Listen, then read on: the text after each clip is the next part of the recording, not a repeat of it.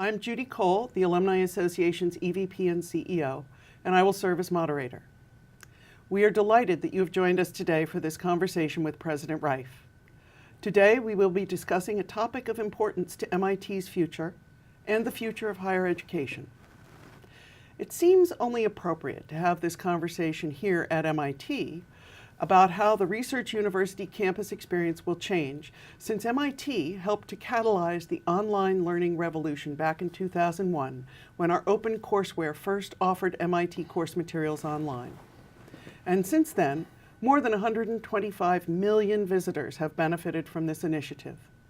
In the past year, we've expanded our efforts through MITx and now our edX partnership by offering full MIT caliber courses online in addition to just the course materials.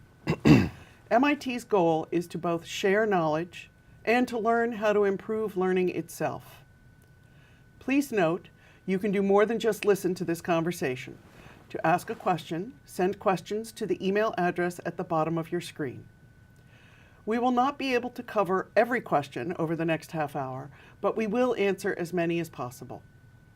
To start us off, President Reif, can you please tell us why you think MIT should reinvent the residential research university experience for the future? Well, Judy, thank you for the question. Thank you for having me here. I'm delighted to be able to have this conversation with alumni of MIT. Let me tell you my view on that education situation and how our research universities may have to explore about changing. We basically just invented a new tool to educate and learn, and that tool is what we're calling MITx or edX. It's an online learning platform that is very tutorial. OCW was basically like an electronic book in which you go and check things out, but you could not pace yourself to see whether you were learning or not, and this new tool allows you to do that.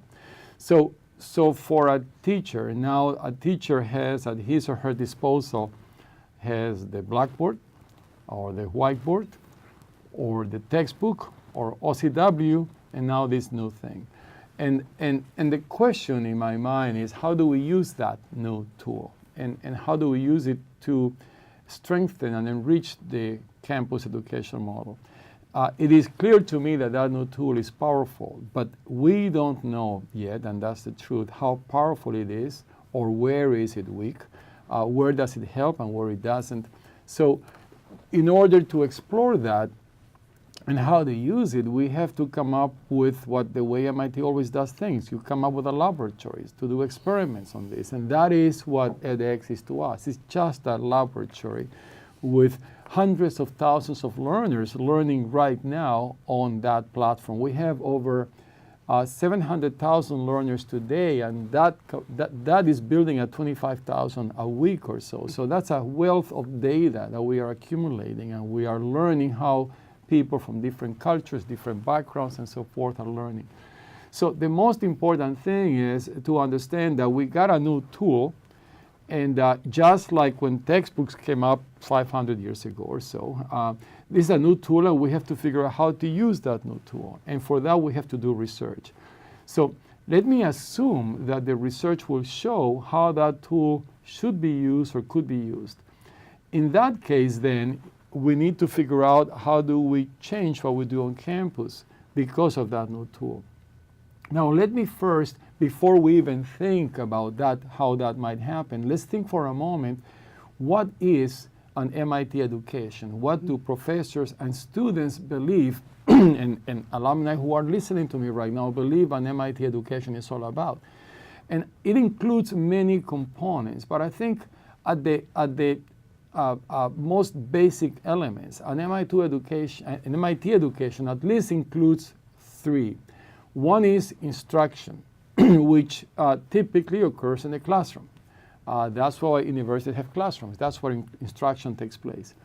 But at MIT, it's not just about classroom instruction, as all of you know very well. We have the learning by doing, the manual hand. That is at the heart of what MIT is all about. And that is being practiced in laboratories, is being practiced in Euro projects. Many students have access to different ways of learning by doing. It's part of the MIT way of doing things, part of the MIT DNA. So that is outside the classroom. In addition to that, and that's very typical MIT, the learning by doing is extended by opportunities students have to organize themselves into projects. And they learn from each other. So the second point that I mentioned was learning by doing. The third one is also learning by doing, but not so much learning from a teacher or faculty, it's learning from each other. So those are, when you talk to an MIT student today, and I'm sure that's the case with alumni, what they remember MIT as the learning experience is the instruction part, of course, but also the learning by doing and the learning from peers. And the latter two is what teaches an MIT graduate how to handle himself or herself socially, how to negotiate, how to persuade, how to lead, when to follow. Those are soft skills that are extremely important to succeed in society. And when you're working with peers of students here, that's how you learn that. So in that simplistic scenario of an MIT education, classroom instruction, learning by doing and learning from peers, how does online education or online instruction play a role? Where does edX play a role? If anything, the only way it might play a role is in classroom instruction. So the classroom instruction might change its nature. What we might do in the classroom may be different in 10 years from what we do today. The learning by doing, the learning from peers, that way in which you can practice what you learn and practice your knowledge and learn the soft skills that you need to be comfortable to succeed in society, that we have to do more of, not less of. That's the most important value add that we provide. But the instruction part, it may change. It may be more a Socratic approach, the way humanities have been taught for many, many years, but engineering and science hasn't. So for instance, instead of going to a classroom to receive information from a teacher, you go to a classroom after you learn information by going through this very fun way of learning, which is the edX platform. And then in the classroom, you do something else. Perhaps you practice how to use the knowledge or how to become information into knowledge by figuring out how to solve some issues and so forth. So the use of the classroom might change. So the major revolution, so to speak, that we're talking about, when you think about it conceptually, is not that revolutionary. Where MIT will always do what we do today, but what happens in the classroom might change, and that's the only major difference that might occur at MIT with this edX and MITx. So what are the major goals? We got to learn how to use this tool. So we have to do research on this. We are dabbing with it, doing some experiments, doing some ways of presenting the information, coming up with ways of doing little problems to check that you're learning, that you can pace yourself. But we just have to do a lot of research on how to use it right. So that's one point. And the second point is how, assuming that we'll figure out how to use it right, we cannot do this in series, we have to do this in parallel. Assuming that we'll figure that out, how do we change the MIT infrastructure, which really only means how do we change what is a classroom of the future? What do we do in the classroom? Because as I said, the learning by doing and the learning from peers, that will continue, is the value added of an MIT education. And maybe with that, I'll stop and see whether we can answer some related questions that you have, Judy. Thank you, President Reif. Those numbers of students learning are really quite impressive. Many alumni have sent questions to us in advance, and more will be coming in live. So let's get started. This first question, I think you alluded to in your remarks, but perhaps you could elaborate a little bit more. It's from Danby in Portugal. Student culture is a strong and lasting aspect of the MIT experience and cannot be replicated via online educational opportunities. How do you plan to strengthen residential student life and culture? Excellent question. I fully agree that the student culture at MIT is very strong. It's actually extremely strong. It's almost inspiring of how strong it is. I spend these days, since I got appointed, a great deal of time with students. I try to go every week to a different dorm to have dinner with kids and just talk to them. And when you ask them, what is the MIT experience to you? What do you love the most about MIT, whether it's freshmen, sophomore, juniors, seniors? I'm talking about undergrads right now. What do you love the most about MIT?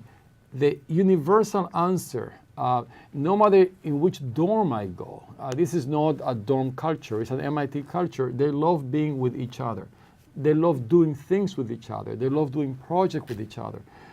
Just a few days ago, I have a freshman advisee who came to see me with a drop card for me to sign. She was dropping a course.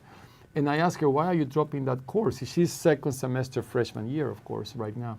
And why are you dropping that course? I thought that that's what you want to major in. And she said, yeah, but I found this Euro project with other students, and I really want to do that. And I don't, those 6 hours that I'm spending in the classroom in that class, I just rather use them for Europe.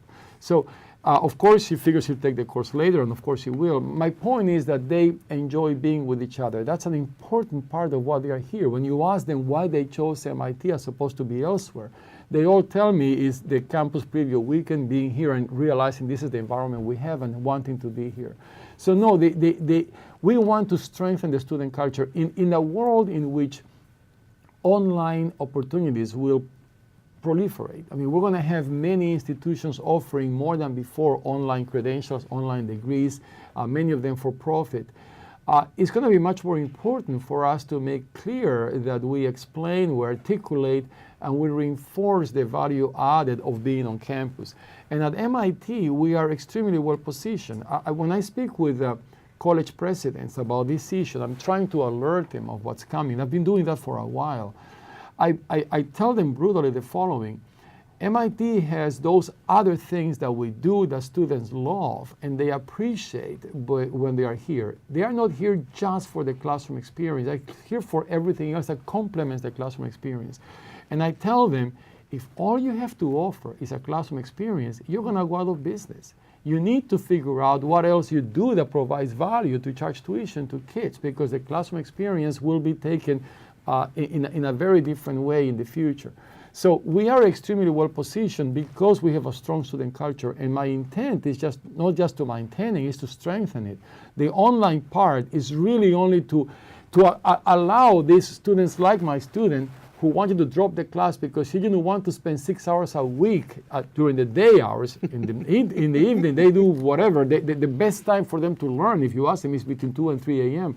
But that's not when can they go to the lab and be with other students and the faculty. So I want them to have more freedom to do those things. But I still want them to go to a classroom after they learn the material in some other means, like with this online technology, to get that information and make it into knowledge and practice that in a classroom. So I don't want the classrooms to go away, but the experience there is going to be different in my view.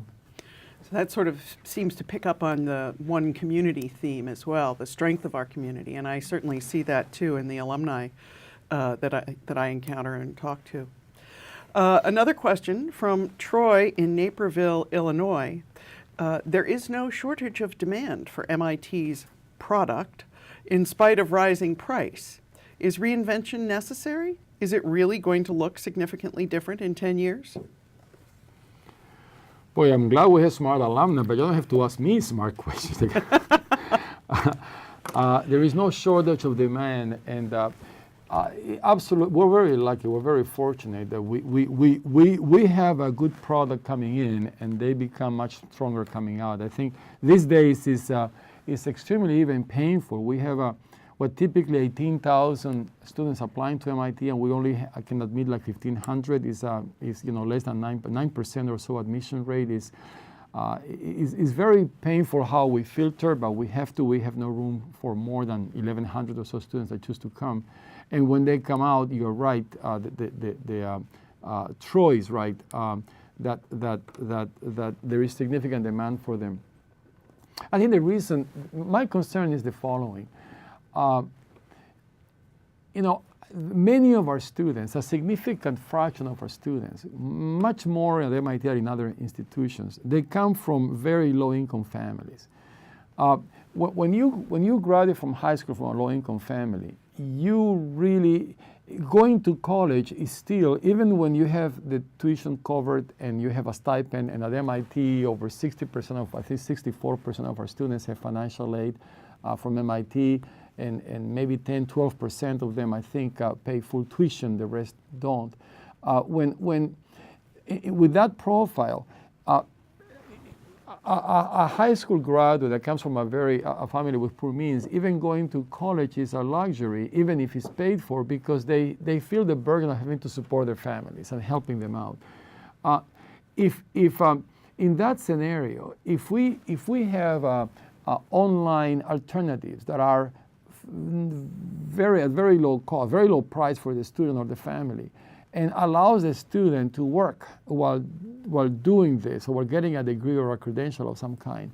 My concern is that then the students with no means will choose that way because they can still help their families. And we have many kids that are that way. Many kids that even though with a stipend, they find hours a week to work to send money home. And they still succeed at MIT, which is amazing.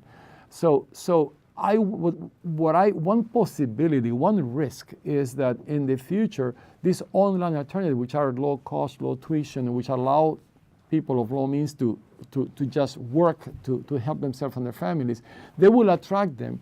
And the MITs of America will become the places in which people have the luxury to spend 4 years in this amazing summer camp that MIT is for our students. So then MIT will change the nature of who MIT is. So do I think that we'll go out of business? Of course not. I mean, we have a tremendous product to offer and there is tremendous demand for it. But I really would like MIT to be the place it is today and to be open and available to people coming from every socioeconomic branch. So we've just gotten 2 live questions. One from Monica. Is the data from edX open to allow the community to analyze it, perform research, and participate in that aspect of the edX program? We're working on that as we speak. I mean, edX is now a consortium of several universities. So it's MIT and Harvard are really the key partners there, but we have quite a few other institutions. And we're trying to sort out how to use that data and who should use it. The platform will be open, and I think the intent is to have the data completely open. But because now there are so many, the good news, we have quite a few partners. The bad news, we have to sort out as a group. How do we use the data? So eventually, yes, but right now we're still sorting out how to use it and whether each institution will have access only to its data or each institution will have access to all edX data. We're sorting that out. We're really learning how to walk before we run. So we'll get there, but we haven't sorted that out yet. And are there any legal considerations there, like FERPA? I mean, do we have to worry about the student privacy issues? Yes, of course. So excellent question. So yes, when you register to an edX course, they ask you whether there is a box that asks you, could we use information on the work they're doing or how you're learning for research and stuff. There is something, I forget the actual language. You can choose to mark that box or not to. So yes, so we have the data for those who choose to mark that box. And by and large, my understanding is the large majority, if not everybody, does. So this is a little bit more challenging question. Tom? And ignore it. No. Remember, this is MIT. This is a hard place. You answer the hard questions. Okay. MIT has reduced funding to the athletic department for years, while at the same time the endowment has grown substantially. When is DAPR going to get increased funding? A university, even a technical one, is about education of the whole person. Well, I could easily answer that by saying, I used to have to answer the questions when I was provost, but I'm no longer the provost, so ask the provost. But that would be an easy way to, I think there is two things here. First of all, yes, the endowment has grown, but again, after the 2008 little problem, the endowment dropped about 20% or so, and now we're climbing back to close to the figure we had 6 years ago or so. So another important point to make is that the endowment is not, the payout out of the endowment is not money that we can use freely for anything we want. I mean, that's a major misconception. In fact, any of you that are watching me right now, if you would be so kind to, when you donate money to MIT, to make it discretionary, then allow us to just use it at our discretion. Typically, and we're still grateful to that, but typically monies to the endowment come from for a specific purpose. So we have to use it for that specific purpose. If somebody wants to give us money for us to teach Chinese in the foreign languages unit, we cannot use it for DAPER. So I think that the endowment, whatever the size of the endowment, has nothing to do with how we use it, because we are restricted on how to use it by and large. So please, if you give us money, make it discretionary so we can do what Tom is asking us to do. I strongly believe in the holistic education model. I strongly believe in what we do in DAPER. I strongly believe in what we do in our MTA unit, in music and theater arts. When a typical question that I love asking to freshmen in September, October, when I start meeting them and they arrive to campus is, why did you choose MIT? I mean, if you were admitted to MIT, you were admitted to other places like MIT, why MIT? And by and large, of course, they tell you, a necessary condition for them is that MIT is great in science and technology. But there are other places that are also good in science and technology, or as good as MIT. No, not as good, but close enough. So why did they choose MIT? And inevitably, they say one of these two things. Science and technology, I want to major in this or that or something like that. That's always. But the reason they chose MIT compared to, and give any other institution of quality, is they tell you either because they would like to play sport, and they tell you which one, but they are not that great at it. So they want to be here because they think they'll be able to, they are going to be allowed to be with peers in which they can do something they love without having to hit the scholarship level of the varsity play. And they like that, which says to me, we got to make sure to have the right facilities for them to keep making that decision for us, because those are the kids we want.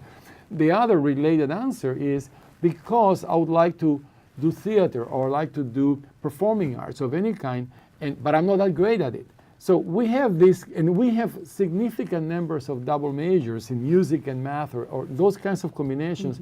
Mm-hmm. And if you follow what we're doing in sports and how much we're reaching championship in UMAC and so forth, you're going to see that our sports teams are quite good. But they are Division III, and which is fine, and we're very proud of them. I go to games on the weekends, now that I live on campus, and I love it. So my point is, I agree with you. I think it's important. I think it's part of our holistic environment. And in fact, even more important, it's part of the reason why students come to MIT, which is very important to me. So yes, it is important. But in order to help all the needs MIT has, whether it's laboratories, whether it's aging infrastructure, whether it's facilities for sports, we need your help. I mean, our budget doesn't stretch to cover so much, particularly after 2008. Indeed. Thank you. Kathy in Providence, I think you've touched on this before as well, asks, I'm concerned that MIT and its enthusiasm for exploring and pushing the boundaries of the affordances of online education may forget how Mens at Manus serves as a framework. How will MIT ensure that these deep, engaging experiences are not undermined in the push to go to online?